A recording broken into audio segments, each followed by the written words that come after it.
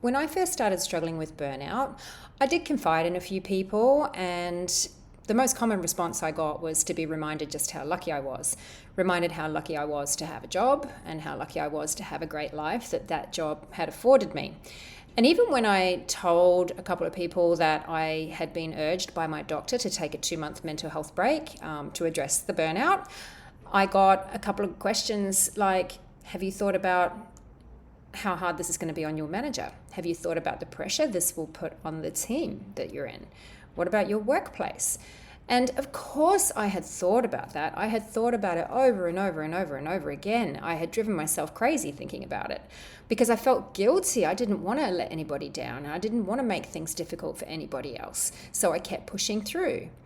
And I want to talk now today about letting go of that guilt, because that was the very thing that stopped me from taking the break that I needed, doing what I really, really needed for my own mental health for such a long time. And things got to the point where I really, really, truly hit the wall. And I could have taken that break way, way sooner. So just quickly, I will tell you who I am. I am Michelle, and I have been through burnout, I would say once, maybe twice. And I went through menopause, which was all around the same time. And of course, there was COVID and lockdowns around that time as well. Through my burnout recovery, I quit drinking. So all of these things were pretty hefty things, and they were over the space of about 5 years. And I'm on the other side of all of that now, which is great. And I'm now sharing my experience and my journey and all the lessons that I've learned in the hope that it can help somebody else out there who might be struggling through the same things feel seen, encouraged, hopeful, and understood. So I'll tell you a bit more about what I was talking about before. For years, I carried that weight around, that deep sense of workplace guilt and the feeling that I needed to endlessly be grateful for my job and the company that I work for and the lifestyle that it allowed me to have. And whenever I took time for myself or even just thought about prioritizing my well-being, there was that guilt that would just keep creeping in. You're so lucky, I'd tell myself. You should be grateful. And while a little bit of gratitude never hurt anyone, I realized, especially after I'd heard so many comments reminding me of that, and right when I was really in the depths of the struggle, and I still kept hearing that, there was a moment where I thought, hang on a minute, I have been thinking about this all wrong. And the truth is, I am the one who's built my life. I'm the one who put in the work and made the decisions and created the financial stability that I have today, not my employer. Sure, they wrote the job description and they paid my salary, but they didn't do the work. I did. So it hit me that I don't owe them anything. And that was a real game changer for me. For such a long time, I'd been operating under this unspoken idea that I had some kind of debt to my company because they provided the framework for my job and a steady income. I had to be constantly grateful and feel guilty if I wanted a break or dreamed of something different. But the more I thought about it, the clearer it became.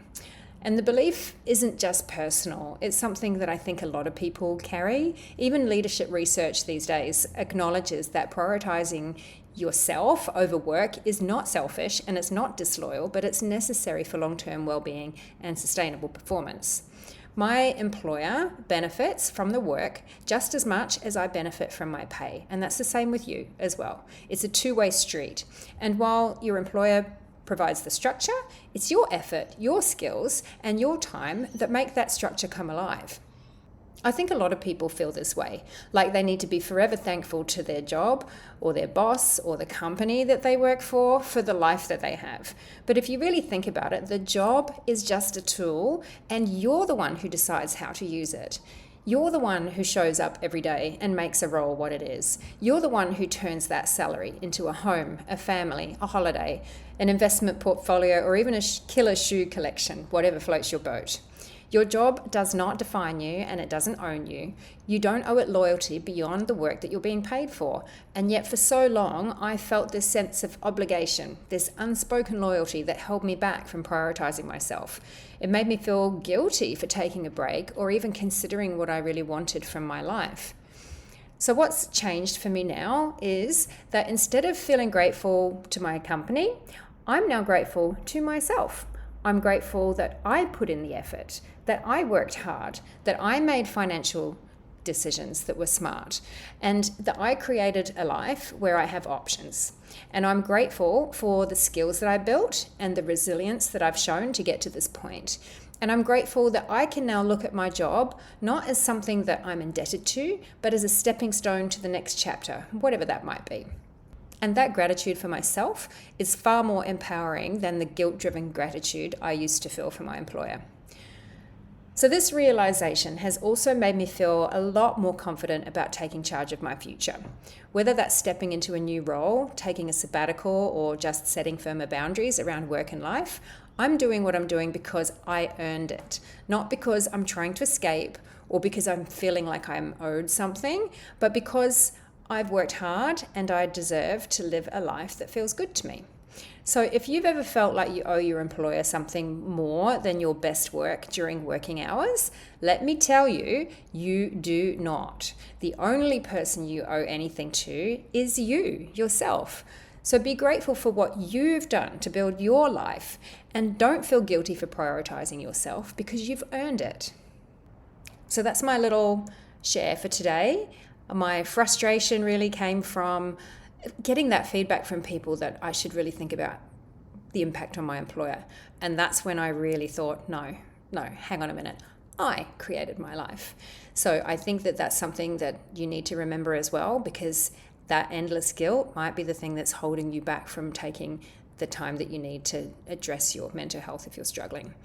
So anyway, next week, well, I say next week, but it might be a couple of weeks. My next video, I will be sharing more about what burnout actually felt like for me.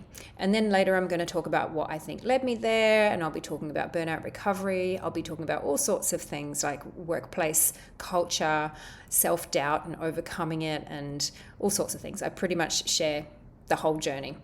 So hopefully that was a little bit helpful for you. And if you are interested in following along and learning the lessons that I've learned with me, just subscribe, and I will see you next time. Thank you.